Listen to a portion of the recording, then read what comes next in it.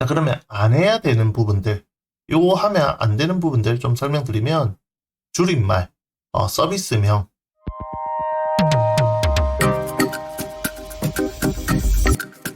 네, 안녕하세요. 리서치 헬퍼 박 대표입니다. 오늘은 그 사업계획서 작성할 때 우리가 제목, 요거 중요하다고 계속 얘기 드리고 있는데, 왜 제목이 중요한지, 그 다음에 어떤 제목을 만들어야 이게 심사위원들한테 어필할 수 있는지, 이 부분에 대해서 좀 설명드리도록 하겠습니다. 네, 먼저 그 RFP 보면서 이 제목이 어떻게 작성되는지 이런 부분들 좀 설명드릴 건데요.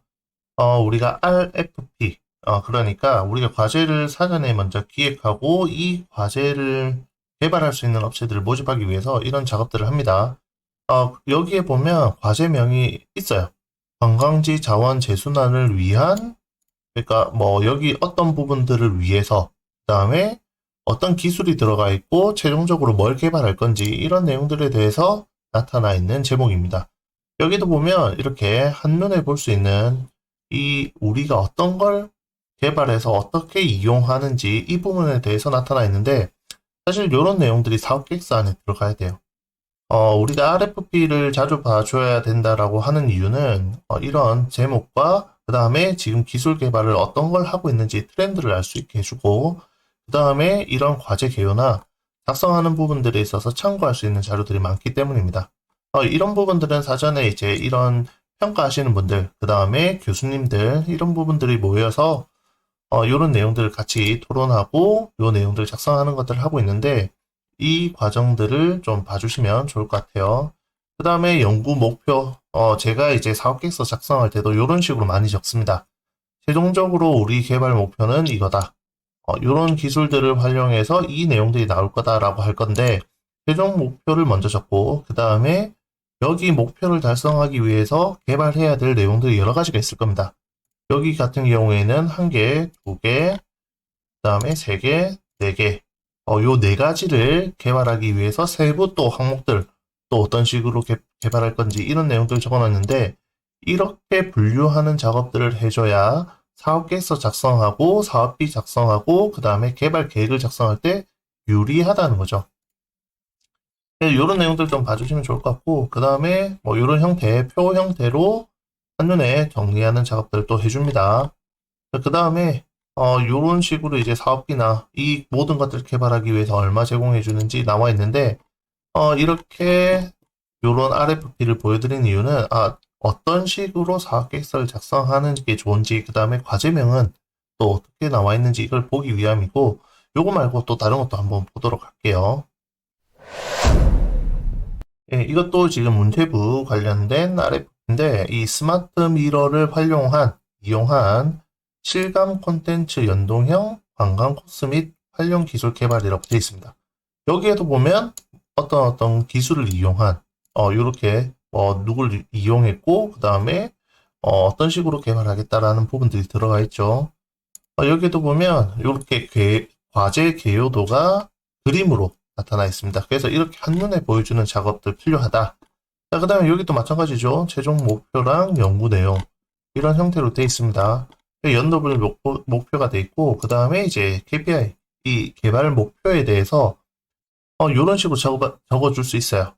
지금 이제 문체부 거도 볼 거고, 이제 산자부 거도 볼 건데, 여기 보면 관광 실감형 콘텐츠를 몇 개 개발할 거냐.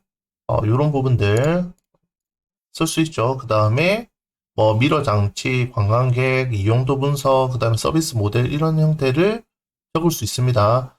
그래서 퍼센테이지로 나타낼 건지, 개수로 나타낼 건지, 아니면 뭐 건으로 나타낼 건지 이런 것들이 뭐 여러 가지가 있을 수 있습니다. 그 다음에 세계 최고 수준이 있으면 있다, 없으면 없다 이런 식으로 표현해 주면 되는데, 웬만하면 어떻게든 찾아서 넣어주시는 것들을 추천하고, 그 다음에 수요처가 원하는 기술 그 수준을 또 작성해 주시는 것도 하나의 방법입니다.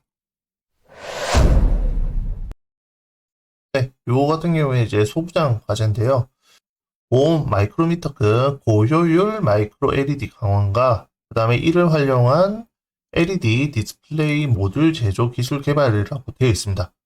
요거를 보면 어떤 목표, 그러니까 어떤 급을 달성하겠다라는 부분들을 일단 제목에 적어 놓은 거예요. 그 다음에 어떤 것들을 이용하겠다. 무엇을 이용하겠다. 마이크로 LED 강원과 이를 이용해서 디스플레이 모듈 제조 기술을 개발하겠다. 이런 부분들 어떤 급이 나와 있는 형태로도 괜찮습니다. 여기도 보면 개요와 이런 부분들이 되어 있는데 개발 목표 여기도 보시면 몇 퍼센트 그 다음에 아까도 나와 있듯이 얼마급 그 다음에 여기 이제 볼테이지 이런 것들도 다 나와 있어요. 요런 부분들을 누군가 적어주는 것도 있겠지만 우리가 찾아서 적어야 된다는 거. 그래서 요런 사업들은 얼마씩 지원해 주는지 이런 것들도 나타나 있습니다. 여기도 최종 목표는 이렇게 외부 양자 효율 30%를 갖는 고마이크로미터급 청색 LED 제작 기술 개발이라고 되어 있어요. 그러면 우리가 이 최종 목표가 이렇게 잡아놨기 때문에 그 결과값 외부 양자 효율이 30%를 갖는다고 했으니까 이 부분이 사실은 들어가야 될 거예요. 그래서 여기도 첫 번째로 과제 목표를 잡아놓은 거긴 합니다. 이런 식으로 이제 제목에 들어가 있는 또는 우리가 최종 목표에 들어가 있는 내용들이 요 밑으로 개발 목표로 나온다 라고 생각해 주시면 돼요. 그래서 이거 말고도 또 다른 거 한 개 더 보도록 하겠습니다. 네, 이것도 이제 소부장 과제인데요.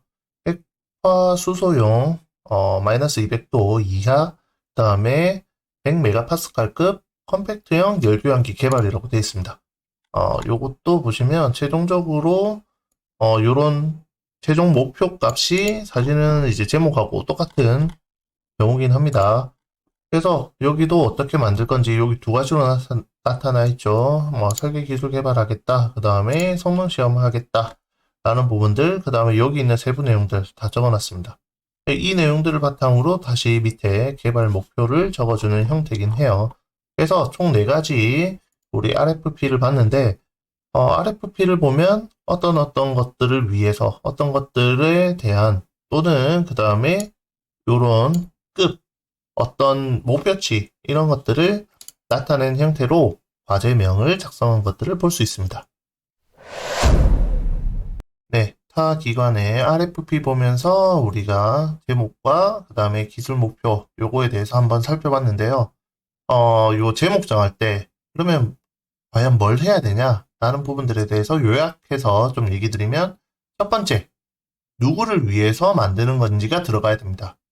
장애인용 또는 남성용, 여성용, 그 다음에 이런 것들이 필요한 사람들을 위한 이러는 단어들이 첫 번째 제목이 들어가야 되고요. 두 번째, 어떤 기술인지가 나와야 됩니다. 우리가 기술이 들어가가지고 요 제품을 만든다. 아니면 어떤 기술들을 활용했다.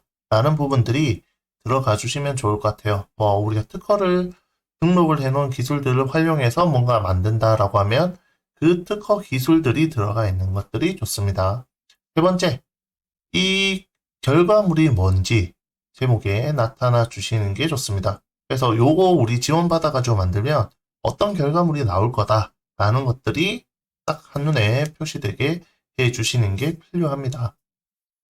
자, 그러면 안 해야 되는 부분들, 요거 하면 안 되는 부분들 좀 설명드리면 줄임말, 그러니까 어떤 영어로 길게 되어 있는 것들을 말을 줄여서 나타낸다 또는 한글로 되어 있는 것들을 말을 줄여서 나타내는 경우들이 있습니다. 특히 이런 경우들은 좀 연령대가 낮으면 낮을수록 좀 더 줄임말들을 많이 쓰고 있습니다. 줄임말 쓰는 거는 사실은 추천하진 않아요.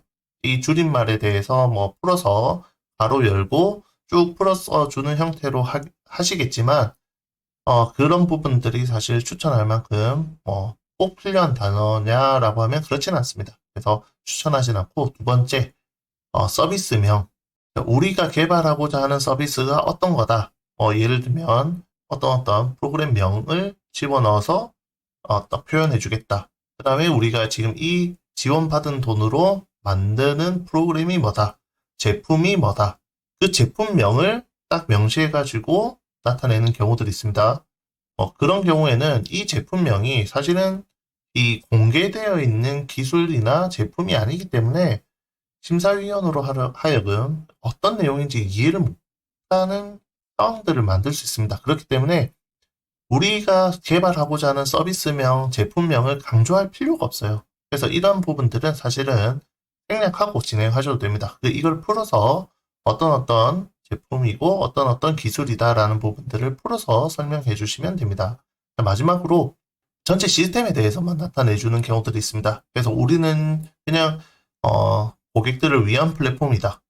그럼 플랫폼이 지금 어떤 형태로 서비스를 제공해 줄 건지가 아예 안 나타나 있으면 그냥 플랫폼이라고만 설명해 주면 되게 추상적인 내용들로 들어갑니다. 뭐 이거와 유사한 것들이 뭐가 있냐면 그냥 뭐 누구누구 메타버스, 어떤 메타버스, 그 다음에 뭐 이커머스, 무슨 컨텐츠 이런 식으로만 표현해 주면 사실은 너무 생략돼 있어요. 그래서 이런 것들을 좀 풀어서 작성해 주는 방법들이 필요합니다. 제가 이제 제목 정할 때 키워드 위주로 뭐 작성을 하고 난 다음에 이 키워드를 그냥 쭉 나열하고 그 다음에 이거를 이제 배치하면서 여기에 맞는 단어들을 좀 끼워 넣어서 제목을 정하는데 초반에는 이 그냥 몇 가지 키워드를 이용해서 대략적으로 제목을 정하고 4개에서 작성을 다 끝낸 다음에 다시 제목을 수정하는 작업들로 하고 있습니다. 그래서 제목 정하는 작업은 맨 마지막에 해주시는 것도 좋은 방법이라서 제목을 먼저 꼭 정하고 시작해야 된다. 그런 건 아닙니다. 그래서 지금까지 알아본 내용들을 바탕으로 중요한 부분들이 뭔지, 그 다음에 하지 말아야 될 게 뭔지 좀 정리해 드렸는데, 제목 잘 적어서 우리 제품이 어떤 건지 좀 인식시켜 줄 수 있는 그런 형태로 나타내셨으면 좋겠습니다. 이상으로 리서치 헬퍼 박 대표였습니다.